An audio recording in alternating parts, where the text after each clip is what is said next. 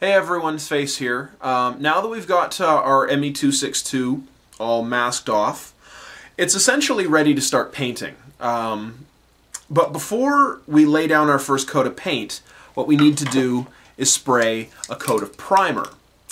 But before we do that, something that wouldn't instantly spring to mind as a step if you didn't If someone hadn't told you first, or if you didn't learn it the hard way, as I did the first time I ever tried doing an aircraft.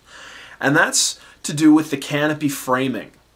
Now, when you look at, when you look through the canopy, like the cockpit of an aircraft is a key focal point in the model. It's, you know, your eye is drawn to it.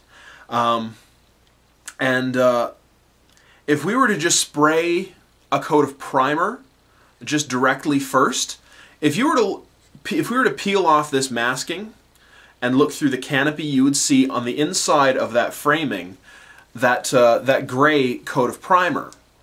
Now, most canopy frames on aircraft like this are not just that basic gray. Most of them are, you know, some darker shade of gray or black or whatever color they may happen to be. So before you spray that primer, the first thing that you actually have to do is to spray that that color on the canopy and then apply your primer over top of that. So that's what we're going to do right now. And I'll show you, and when it gets to it later in the build, when we actually remove the masking, I will show you why. And you'll have an understanding of exactly what it is and why we did what we did. So, if you'll bear with me, we'll just get my airbrush fired up, and we'll just do a quick coat of paint.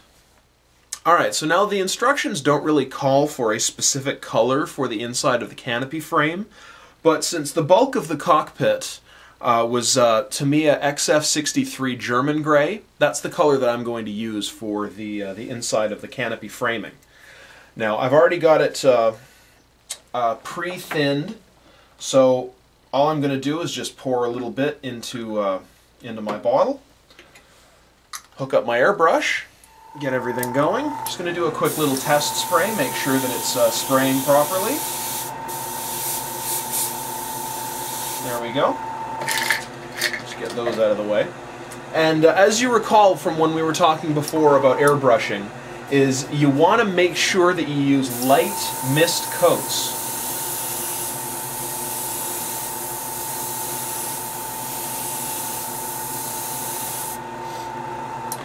Now, it's better to let it build up slowly over the course of 8 to 10 thin coats, rather than spraying, you know, 4 or 5 really thick coats, because you'll get a more natural buildup of color that way. Not to mention, you'll be less likely to end up with paint runs or pooling or anything like that. Now, with a double action airbrush, I've explained in earlier videos how the airflow is independent from the paint flow. So, in order to do a pass on something like this that's not quite the entire length of the aircraft or the entire length of the model, what you want to do is keep the airflow constant and rock the trigger back to produce the paint flow as the airbrush is already in motion, rather than starting the flow of air and paint at the same time in the same place, because then you'll end up with an overly thick coat of paint in one spot. So it's, as I explained in an earlier video, I believe I referred to it as the perfect pass. So you start back, and as the airbrush is already moving, then you gradually allow the paint to flow.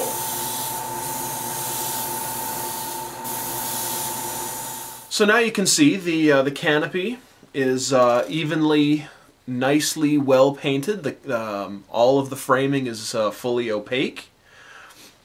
So now you can start to spray your primer coat over top. as I will be using my old standby Tamiya rattle can surface primer. This is the coarse grit primer. Primer is essentially putty in a can.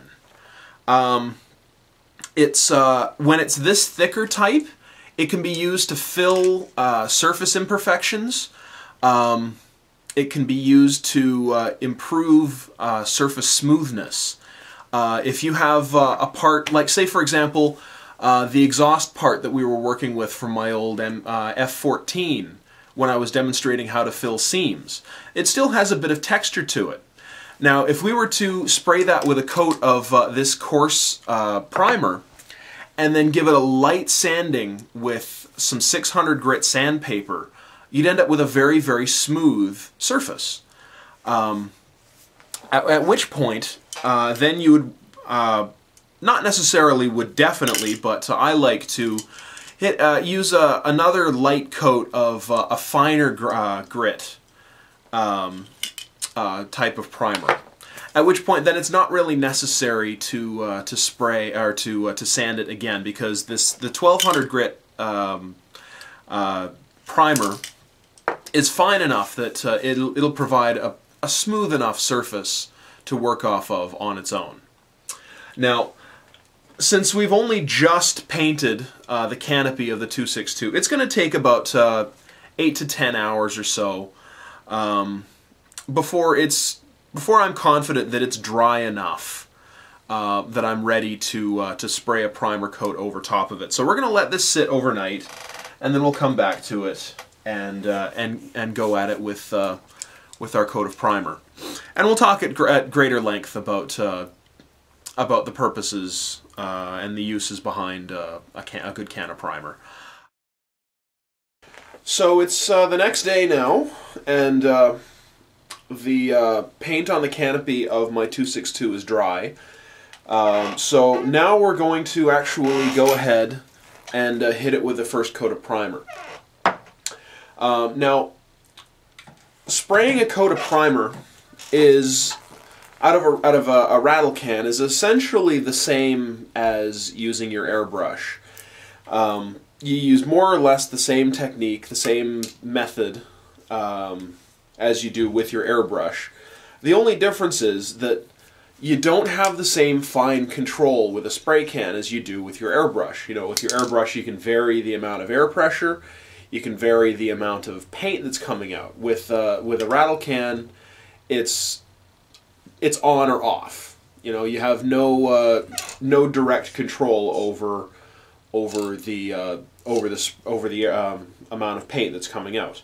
So it just means that you've got to be more careful. But because the primer coat is never the top coat, and we're going to be doing some sanding of it anyway, it's not really that important if the layer comes out a little bit thick or it kind of pools in places, because we're going to be going at it with some sandpaper anyway.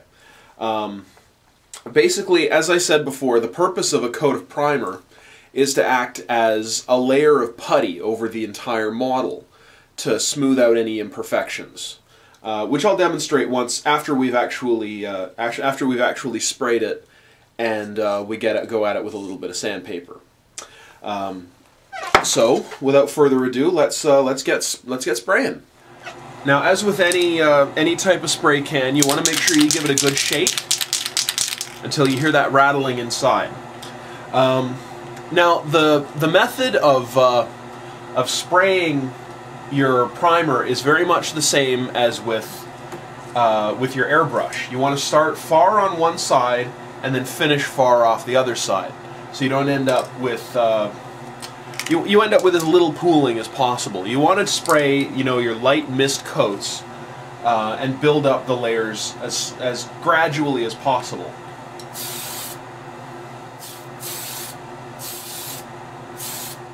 There.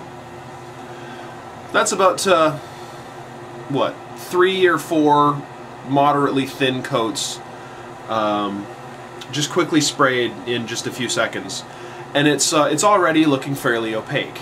I'll let this dry for a little while, and then I'll go at it again to give it some more thorough coverage. But that's basically all that's involved in spraying your coat of primer. Now, I'm going to leave the underside for a little while before I move on to painting the rest of it. I'll let the top half dry, so that it's dry to the touch, so that I can handle it from this end while I paint, or while I primer the tail section. And then essentially what I'm going to be doing is painting it in quadrants, so that I can handle this area while I paint this area, and then once I move on to the underside, I can handle this area while I paint this area, and vice versa. Now, alternately, you could use some sort of stand or mounting to attach it to, so that you can paint it from all sides at one time. Say, for example, I use I've shown these off before, I think, my gator clips on little dowels. You know, you can clip it in somewhere underneath, somewhere where it's not going to be, it's not going to get painted, so that you can get your 360-degree coverage of the entire model at one time. But you know, that's not really necessary. So it's been a couple of hours. I've got the entire aircraft primed, and it's basically ready to go. The thing I like about spray primer is that it cures quickly enough that it can be worked with in only a couple of hours. So there's no need to wait for days and days and days for it to do its job. So, like I said, it's only been a couple of hours, but I'm in shape enough now that I can give this a quick sanding. And so I've got a little square of 600 grit sandpaper, and basically you just need to give it a very light rubbing, just a very, very light sanding, basically across every surface that you possibly can reach, just to smooth it out. This is one case where I don't bother using the sand. I don't bother moistening the sandpaper, because you're not picking up a lot of dust. I mean, just look. You know, compare that to. Sorry about the lighting. Compare that to the sandpaper from the other day, from a previous episode, which after only like a couple dozen swipes, the grit was completely clogged. You know, this I've already done an entire wing and half the fuselage, and it's, you know, barely got any grit or any dust in the grit at all. So, but yeah, you wanna try to get as thorough a coverage of the fuselage as possible, because essentially what you're doing is you're smoothing everything out. You're trying to even out all the surfaces and all the contours to provide, you know, the smoothest surface possible for when you go to spray your paint. Not to mention, you're creating a very slightly textured surface. It's smooth, but it's consistently textured. And paint adheres best when there is a very slight texture to the surface. You obviously wouldn't be able to see the texture on camera, but you know, it's fully primed and it's very smooth. You know, run your finger along it at this point and you can feel the areas that have been sanded are a lot smoother than the areas that haven't been. So I still have to do the underside, the engine nacelles, the bottom of the wings, etc., etc. But basically, you know, this is ready for paint at this point. And in the meantime, while I've been waiting for this to be ready for the next step, I've been working on the other odds and ends. You can see here, these are the two bombs that fit under the nose, or one of the two bombs that fit under the nose. The landing gear doors, I've gone ahead and masked off the underside, the metallic side, and painted the visible side.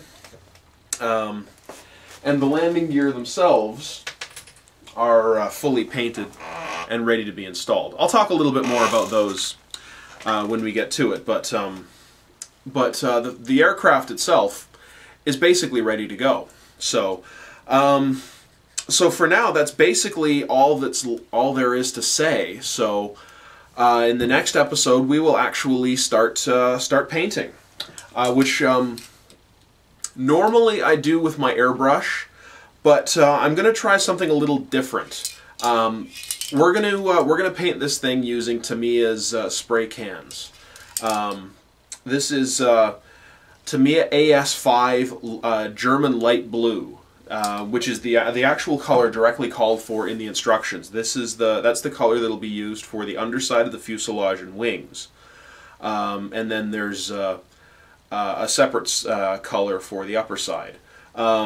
So in the next episode, we'll talk about using a spray can to paint to actually do your base coat, and also how to create a soft mask between the upper and lower surfaces, and where to go from there. So thank you everyone out there for watching, and happy modeling.